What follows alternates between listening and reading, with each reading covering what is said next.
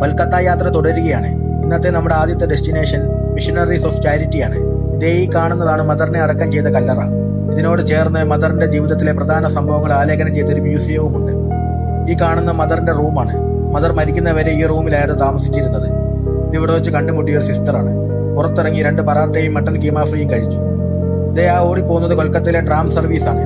ഇതൊക്കെ ഇവിടുത്തെ തെരുവുകളിൽ ദിവസവും കാണുന്ന കാഴ്ചകളാണ്. കഴിഞ്ഞ വീഡിയോയിൽ പറഞ്ഞതുപോലെ ഇവിടെ ഹോട്ടൽ റൂമുകൾക്ക് ഭയങ്കര റേറ്റ് ആയതിനാൽ നമ്മൾ ഇന്ന് മുതൽ ഈ ഡോർമെട്രിയിലാണ് താമസിക്കാൻ പോകുന്നത്. ഒരു ദിവസം 500 രൂപയാണ് ചാർജ്. രാത്രി നടക്കാൻ പോയപ്പോൾ കണ്ട ഒരു ബോർഡാണിത്. ഇവിടുത്തെ സാധാരണക്കാരുടെ ജീവിതം വളരെ ദുരിതപൂർണമാണ്. ഇത് കൊൽക്കത്തയിൽ ഉത്ഭവിച്ച പ്രശസ്തമായ കാത്തി റോൾസ്. ഇവിടെ വരുവാണെങ്കിൽ നിങ്ങൾ ഉറപ്പായും കഴിച്ചിരിക്കേണ്ട ഒന്നാണിത്. ഇത് ബാബു മൊഷോയി.